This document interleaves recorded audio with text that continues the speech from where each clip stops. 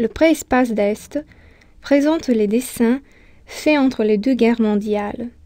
En fonçant, c'est la salle d'études qui s'y rattache, avec des petites sculptures datant de la même période.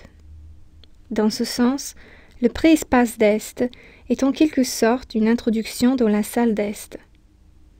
Les dessins exposés ont été créés spontanément, ce qui leur accorde une légèreté. Ils ressemblent aux croquis, sont sommaires, pas chargés de détails.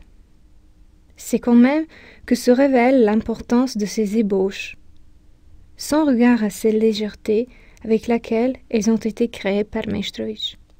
Il dénote une main très sûre et une composition conséquente. À travers les dessins, reconnaît-on, entre autres, le développement des visions de l'artiste, à partir d'une esquisse jusqu'une œuvre à part entière. Leur caractère est informel. On y trouve souvent, sur un même papier, plusieurs compositions indépendantes. Cela donne, à l'observateur, un vague sentiment de voyeurisme. Il est en train d'observer quelque chose dont le but original n'était pas d'être vu en public. La salle d'études présente un grand nombre de sculptures relativement petites.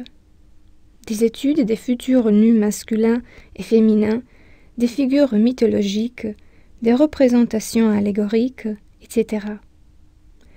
À partir de quelques-unes de ces sculptures, d'une moindre taille, ont été nées des œuvres beaucoup plus volumineuses.